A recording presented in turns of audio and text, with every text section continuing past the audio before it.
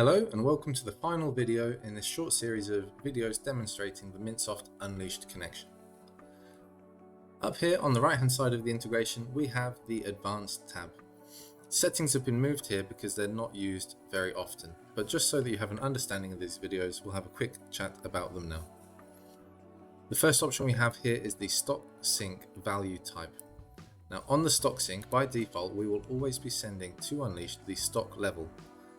On Mintsoft, this means the complete total stock holdings you have of that product. You can choose to just send the on-hand stock level, which is what you have available for sale. So for example, you might have 10 as a stock level, you have 1 unit allocated to an order for picking, and therefore you have 9 units on hand. Now the terminology of this on Unleashed is different and can be confusing, so make sure you have a complete understanding of the wording on Unleashed versus Mintsoft if you were to make a change here.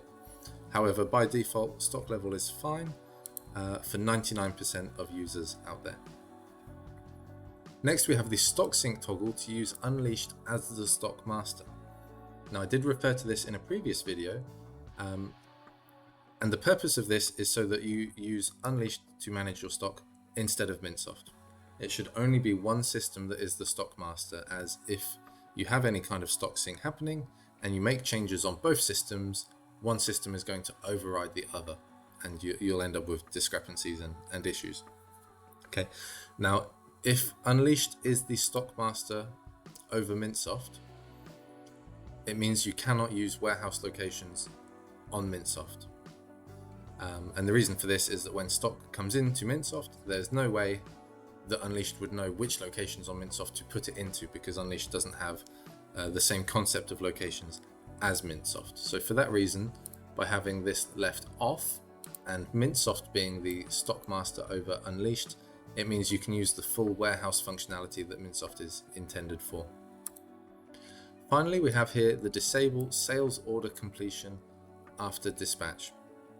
This means that when you fulfill an order on Mintsoft, it doesn't complete the order or do any invoicing on Unleashed. You have to go and do that manually. So not many people need that one turned on, but if this sounds right for you, then all you need to do is turn it on. You can click update to save this integration.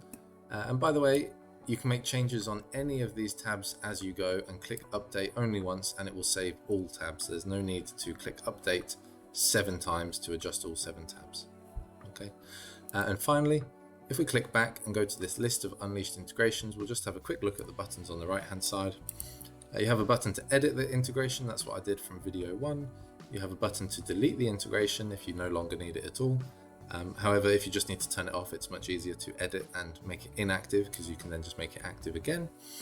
And then, yeah, you can also click a button here to trigger a full stock sync. Now this might be if you don't want to wait until the stock sync overnight, or for some reason if you don't have the manual adjustment stock sync turned on, which we talked about in the first video. This just triggers a full stock sync immediately, or within a certain period of time. It might have a short delay on it, like 15-30 minutes, something like that. There's also then a button to trigger a full product sync. Now it might be the case that on the connection you have the product sync set to import every hour, but you might have just made some products on Unleashed and you need them to import in a hurry. So you could click trigger full product sync. Now both of these, they do take some time to process, especially if you're dealing with thousands of lines of products or inventory. So allow for that, but they are there just in case you need them.